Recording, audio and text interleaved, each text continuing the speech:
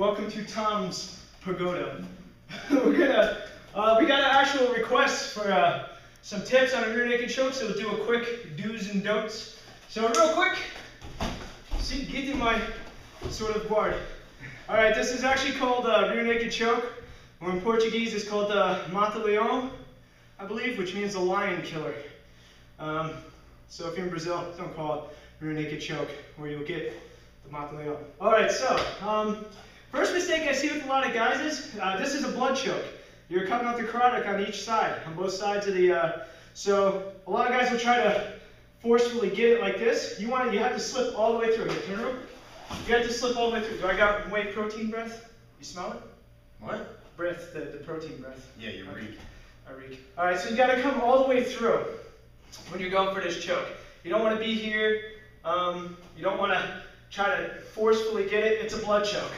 You want your elbow pointing forward. All right, now a couple things on getting in. Oh yeah, you never want to cross your feet. We'll go over this later, but you don't want to cross your feet like this. That's a natural reaction. Even guys who've been doing this a long time will naturally grab them. Get those grapevines in. You go foot palm to palm like this. Okay, so say he's got his head down, his chin down. There's a couple tricks. One is a drill bit. So you take like this, and you're going to put it right behind his jaw. Right here, there's a nerve. And you're going to drill. Come up, come underneath. Another one to get his head up in the air. If he's being, you're going to take the piano wire, as I call it, put it right underneath his beak. Lift him up, and then you would slide underneath. That actually works good, but you're an a-hole if you do it.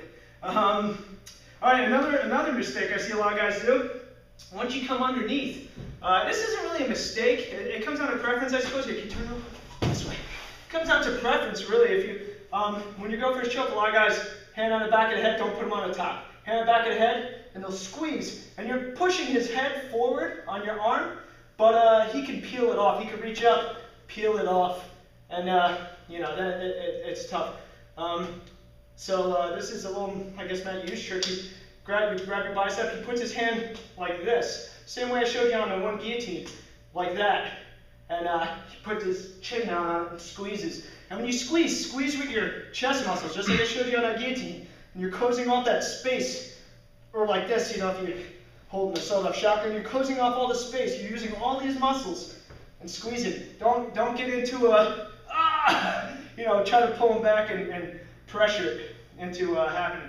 Another Matt Hughes trick, he did it on Frank Trigg actually. He put the hand behind the head. Frank Trigg peeled it, and he grabbed right here. I'll do the sawed-off shotgun I showed you guys. I'll do it like that and turn. Just turn with it. Let's see. You okay? He's okay. He's okay. Okay, YouTube. He's not. I assure you.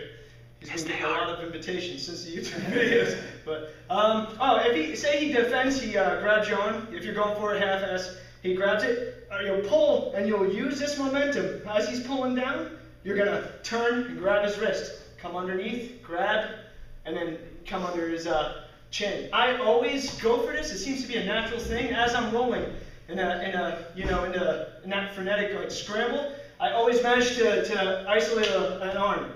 I actually like that, and I'll do that when I go for this. If I manage to come under his armpit, or use this to grab it, I'll lock it up, and then I'll lock my feet, squeeze. I prefer to keep him standing for the most part, because when you fall, he'll try to turn out of it, and we'll go over this.